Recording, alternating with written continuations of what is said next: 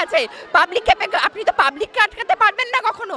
আজকে যদি আমার মা হসপিটালে ভর্তি থাকে আমি বেরোবো না, এটা ওনার জাস্টিস? উনি একটা মুখ্যমন্ত্রী? ধর্ষণের দাম হচ্ছে 10 লক্ষ টাকা। হ্যাঁ, পুলিশের তরফ থেকে বাধা দেওয়া হচ্ছে, পুলিশ আজকে যেতে দিচ্ছে না, কারণ হচ্ছে তারা মুখ্যমন্ত্রীর আদেশে তারা মান্য করছে, কারণ হচ্ছে তারা জানে যদি আমরা এখন সবাই পাবলিক খেপে গেছে, পাবলিক খেপে, আপনি তো পাবলিককে আটকাতে পারবেন না কখনো। আজকে একটা মেয়ের মা সে কাঁদ দিয়ে চোখের জল ঝরাচ্ছে। আজকে আমরা উনি কি বলছেন রাতে বেলা তারা বেরোবে কেন, মেয়েরা কেন বেরোবে? আজকে উনি পার্কস্ট্রিট কাণ্ডে ওই কথা বলেছিলেন। তা আজকে যদি আমার মা হসপিটালে ভর্তি থাকে আমি বেরোবো না, আমি বার হবো কি না আজকে? তাহলে তাই বলে কি আমি সবাইকে খুলে দেবো এসো তোমরা আমাকে রেপ করো? সবাই রেপ করে, এটা ওনার জাস্টিস? উনি একটা মুখ্যমন্ত্রী?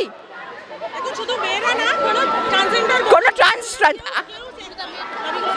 আমার সাথে তো হয়েছিল যখন, তখন একমাত্র ধর্ষণের দাম হচ্ছে 10 লক্ষ টাকা।